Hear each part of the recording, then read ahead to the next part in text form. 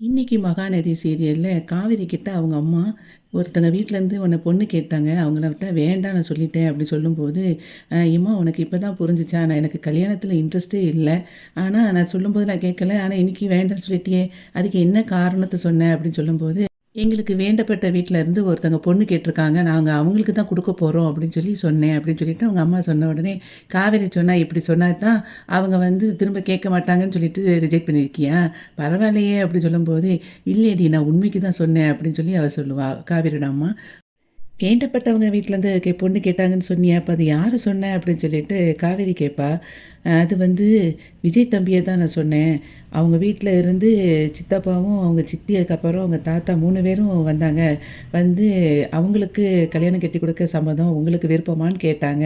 அப்படின்னு சொன்ன உடனே, "அதுக்கு நீ என்ன சொன்ன?" அப்படின்னு சொல்லும்போது, "நான் விருப்பம் தான்" அப்படின்னு சொல்லி சொல்லிட்டேன் அப்படின்னு சொல்லி அவங்க அம்மா சொல்லுவா. அதுக்கு வந்து காவேரி சொல்லுவா, என்னோட விருப்பத்த கேட்காம, "நீ உனக்கு விருப்பம்" அப்படின்னு சொல்லி சொல்லியிருக்கியே. "நீ எந்த தைரியத்தில சொன்ன?" அப்படின்னு சொல்லிட்டு காவேரி கேட்பா. உடனே "இல்லடி நல்ல குடும்பம் தானே" அப்படின்னு சொல்லி அவ சொல்லிட்டு இருக்கும்போதே, அதுக்கு காவேரி சொல்லுவா, தெரிஞ்ச குடும்பம், வேண்டப்பட்ட குடும்பம்னு சொல்லிட்டு இருக்கியேம்மா, அவங்கள வந்து உனக்கு எவ்வளோ நாளா தெரியும்? ஒரு 1 வாரம் தான் இருக்கும். அதுக்குள்ளேயே நீ வந்து உனக்கு வேண்டப்பட்டவங்களா ஆயிட்டாங்களா? நான் அவர வந்து இடையில இடையில அதுக்கு முன்னக்கூட்டி ஸ்கூல்ல சும்மா பார்த்துருக்கேன். அவ்வளதான். அத தவிர்த்து அவருக்கு இன்னொன்னு கல்யாணம் ஆயிருச்சு தெரியுமா உனக்கு? கல்யாணம் ஆகி குழந்தையும் இருக்குது. அவருக்கு போய் கல்யாணம் கட்டி குடுக்கணும்னு நீ சொல்லிக்கிட்டு இருக்க அப்படின்னு சொல்லி அவங்க கேட்பா. அதுக்கு அவ சொல்லுவா, "இல்லடி உனக்கு அந்த குழந்தையும் பிடிக்கும் தானே! அதுக்காகத்தான் நான் சொன்னேன். அந்த குழந்தையும் பாவம் இல்லையா?" அப்படின்னு சொல்லி அவங்க அம்மா சொல்லும்போது, "இங்க பாருங்க, அந்த குழந்தைய பிடிக்கும் தான். அம்மா இல்லாத குழந்தைங்கிறனால அவகிட்ட கொஞ்சம் ஓவரா பாசம் அவ்வளதான். மத்தபடி எல்லா குழந்தைங்க மாரி தான் அவ மேலேயும் எனக்கு ஒரு பாசம்.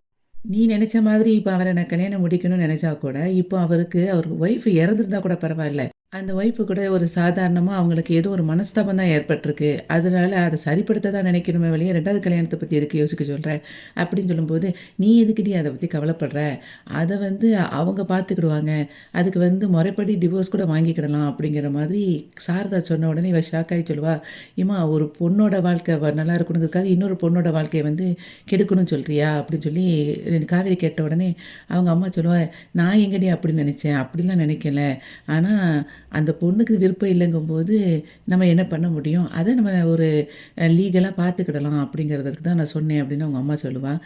எனக்கெல்லாம் கல்யாணம் கட்டுறதுக்கு இன்ட்ரெஸ்ட்டே கிடையாது முதல்ல. அதுவும் அவர் எனக்கு கல்யாணம் கட்ட இன்ட்ரெஸ்ட்டே கிடையாது அப்படின்னு காவேரி சொன்ன உடனே அவங்க அம்மா சொல்லுவா, "ஏன்டி நீ காலையில கூட நீ அவர்ட்ட பேசிட்டு வரும்போது நீ என்ன சொன்ன?